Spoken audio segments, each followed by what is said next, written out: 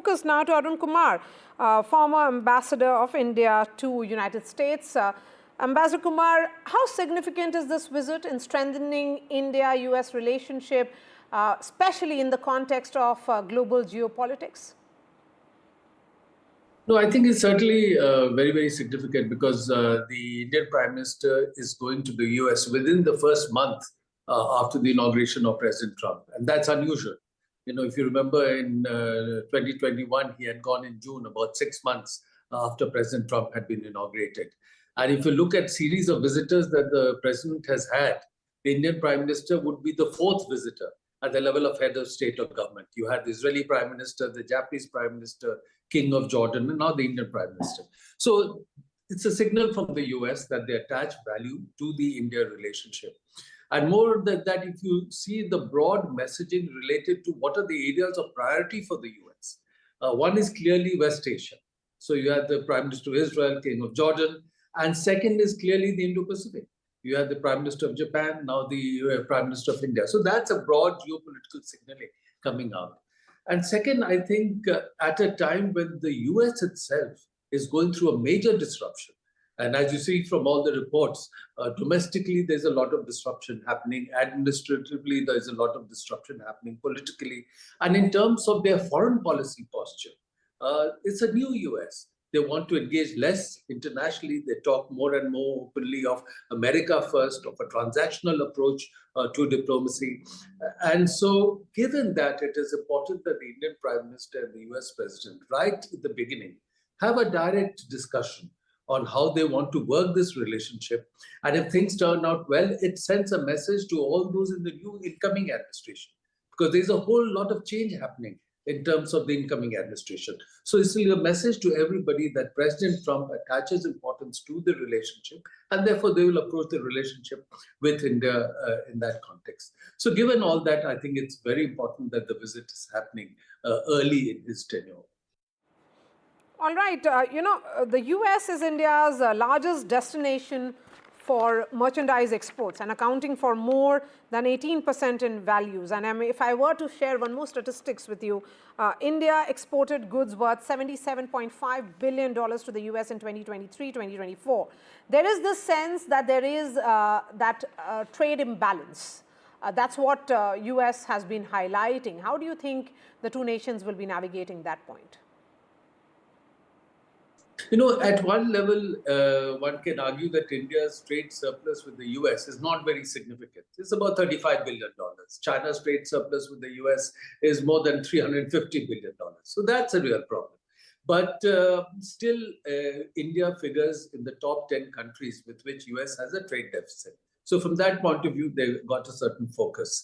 And even in his first term, Trump had repeatedly said that he feels that the tariffs that are there in India, the import tariffs, are high. They're much higher than the kind of tariffs that the US imposes on the products that are of export interest to India. And he wants to balance that out. In his first term, the two countries had made an attempt to do a limited trade agreement, but that didn't work out. It could not be finalized. So that's something that I think they remember from the experience of the first term.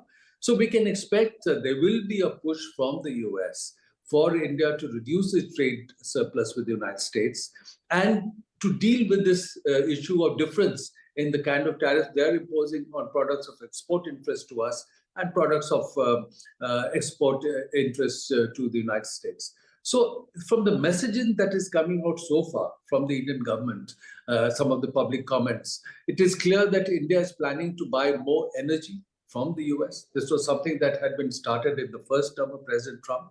It's also possible that India may buy more defense equipment from the US. So with these additional purchases, I think some of the trade surplus that India has would come down. And also, I think perhaps the two countries will start exploring the possibility of another limited trade agreement. Now, if you do a limited trade agreement, then you have the potential to reduce tariffs on products of export interest to the US without having to reduce it for all your other partners, because then it will be WTO consistent. So I think that could be one approach. But in the interim, one can't rule out that the US may talk of raising tariffs on some products of export interest to India. And India will have to see how to respond to that. Ambassador Kumar, last question to you. How dependable is Mr. Trump? We have seen the larger worldview around him has been that he is transactional in nature. But because this bonhomie or relationship between the two nations is driven by personal equations, my question is, how dependable is he? There's been an element of, from India's point of view, an element of unpredictability with all US presidents. Because ultimately, no country takes a decision to help another country.